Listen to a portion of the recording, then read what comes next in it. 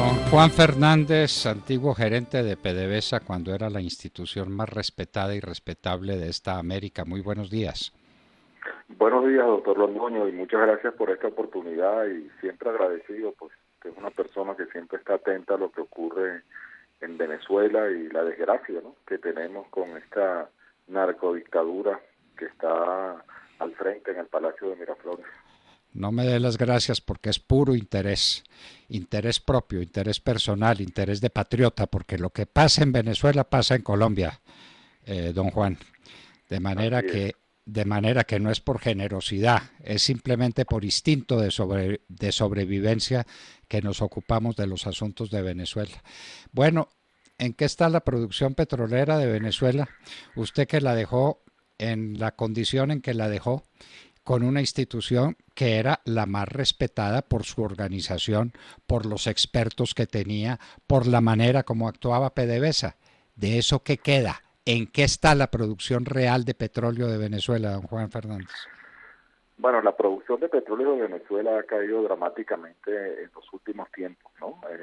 Hay una combinación de factores, una gerencia que es mala, que no tiene orientación hacia el negocio petrolero, luego esto significa pues la falta de inversión, la falta de mantenimiento y además en estos últimos tiempos, bueno, obviamente las sanciones que ha impuesto la administración del presidente Trump también han tenido su influencia.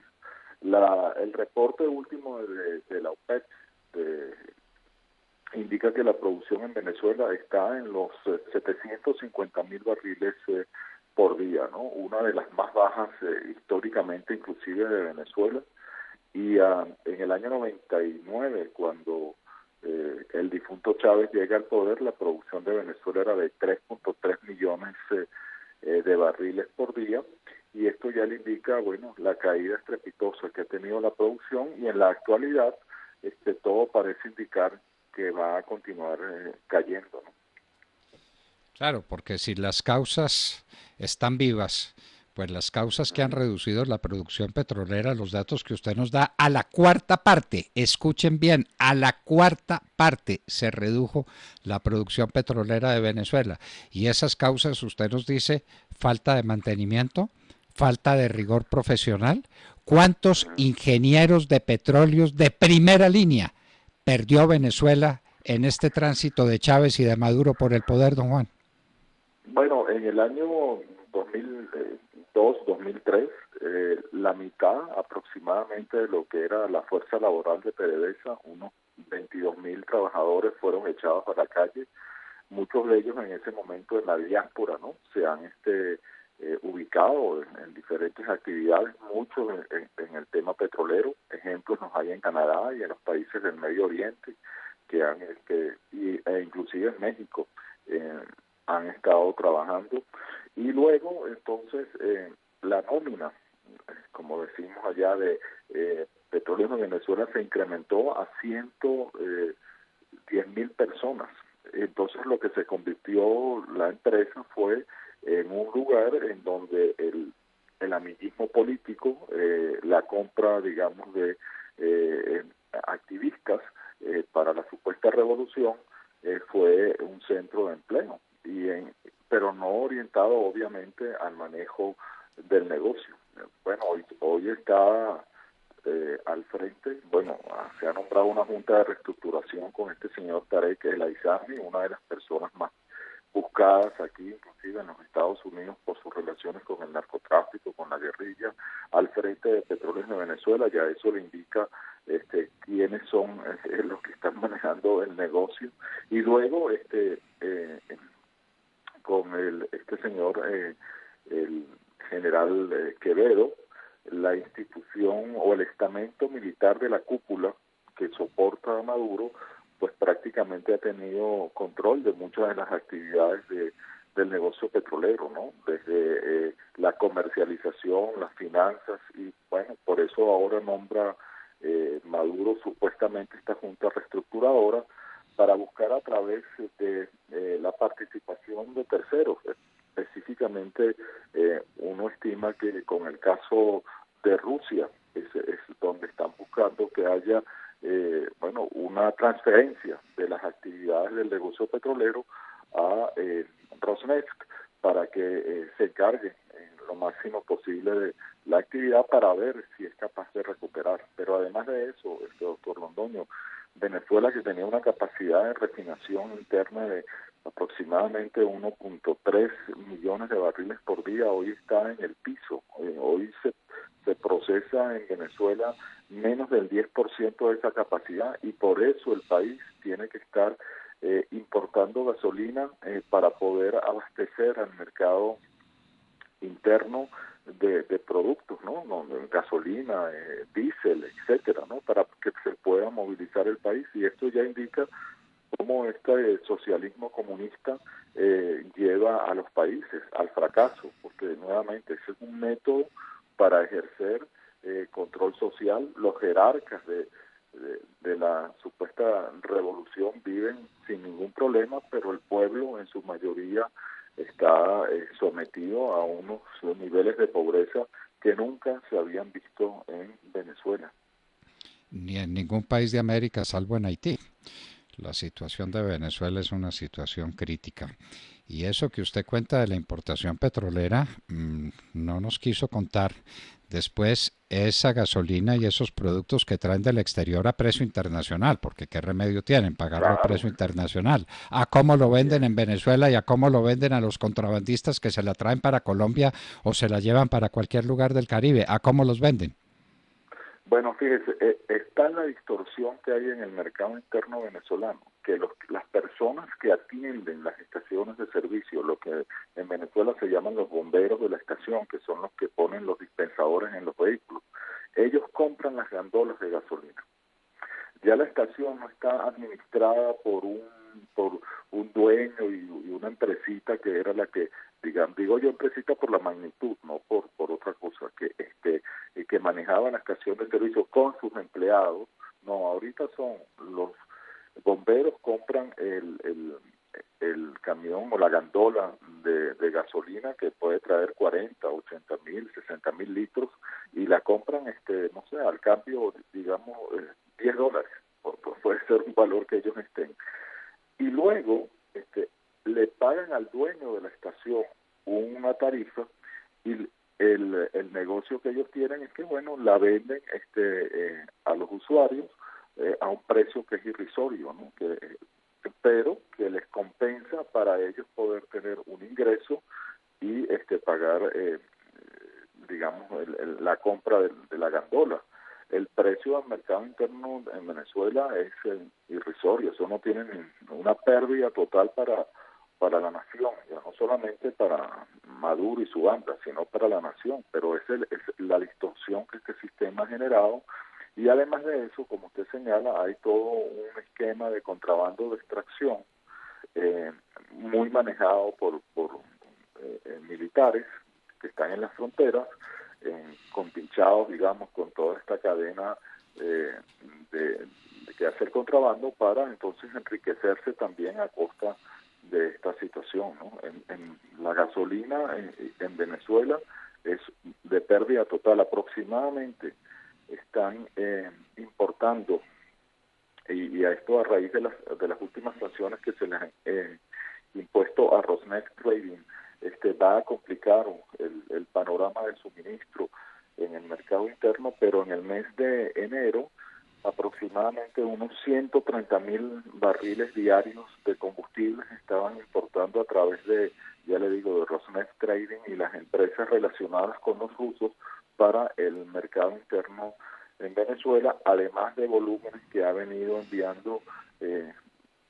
rutinariamente Repsol de España, Reliance, que es una refinería privada de la India, como fuentes, ¿no?, para poder suplir el mercado interno en Venezuela. Qué horror. Y el mercado, pues, de los países... Sí, diga. Yo he calculado que como lo que están haciendo es trueque, ¿no?, entre barriles de petróleo sin refinar y combustibles, que aproximadamente por cada barril de gasolina que ha entrado en Venezuela en el mes de diciembre, por ejemplo, han tenido que despachar al menos 2 barriles de petróleo pesado para poder compensar esa importación.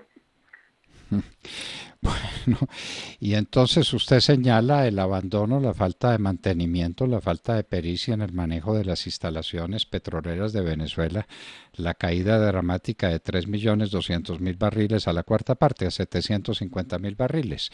¿Cuánto costaría, cuánto habría que invertir para que PDVSA volviera a ser, digamos, la PDVSA que usted gerenció? ¿Cuánto vale eso? No, bueno,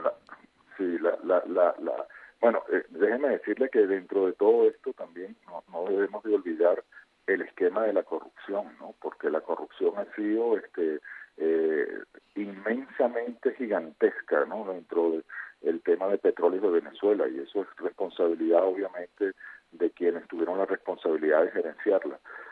En términos de inversiones que requiere la industria petrolera son miles de millones de dólares, ¿no? En este momento yo diría que es prácticamente incuantificable, porque pues, le digo, por ejemplo, ayer una gente que está en Venezuela, en el oriente del país, en la zona donde se produce petróleo extrapesado, me mandaron unas fotos de las condiciones en las cuales se encuentran los tanques, donde luego de que el pozo esté produciendo, se lleva ese petróleo para almacenarlo, y están todos rebosando el petróleo por encima digamos, del techo del tanque, porque no hay ningún mantenimiento, las refinerías no funcionan. Entonces, hay estimados que hablan de requerir inversiones de 130.000 millones de dólares para recuperar una producción de hasta 2 millones de barriles. En periodos que van hasta 8 años. Hay otros que hablan de 200.000 millones de dólares.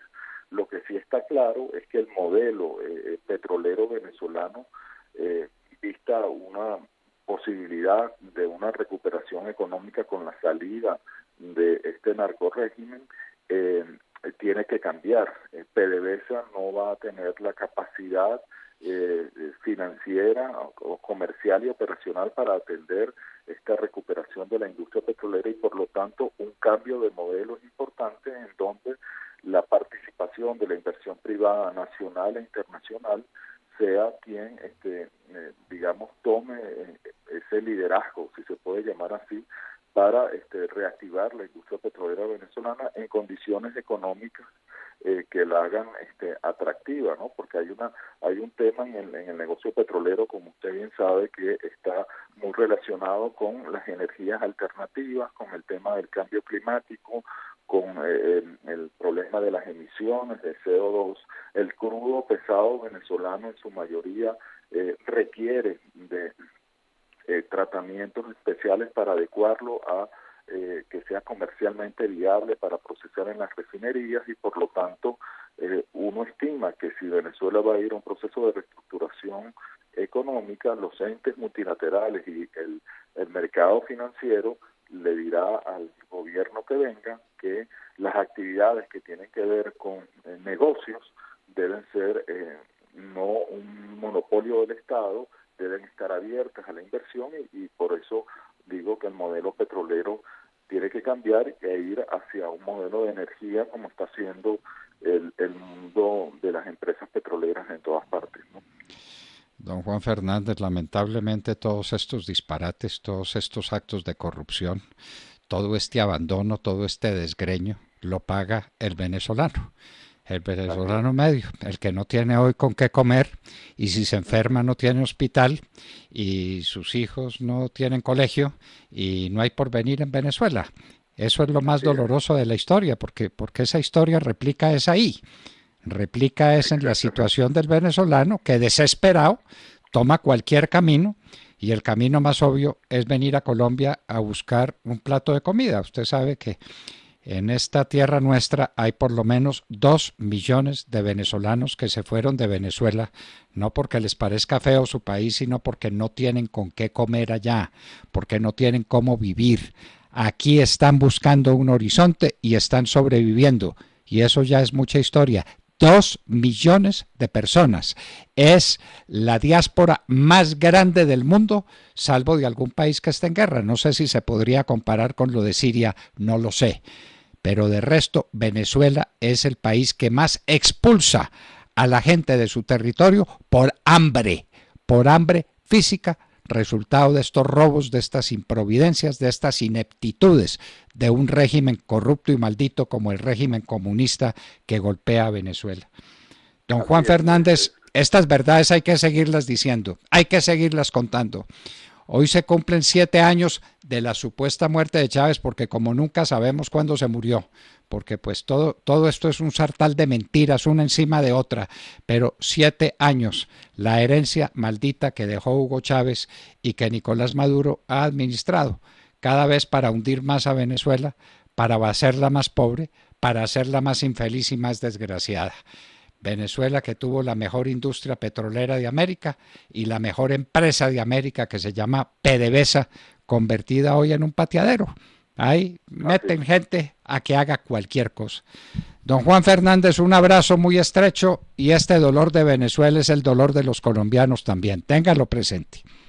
Muchas gracias, doctor Londoño, y efectivamente en esta salida que todos esperamos ocurra en Venezuela, el apoyo de Colombia es indispensable, porque además hay como usted decía al principio de la entrevista, hay un interés común en que estos pandillos, esta banda que está en Venezuela, y además combinada con muchos factores nefastos de Colombia, de la guerrilla, del narcotráfico, unamos fuerzas para poder salir de esta noche oscura que tanto daño le está haciendo a nuestra gente.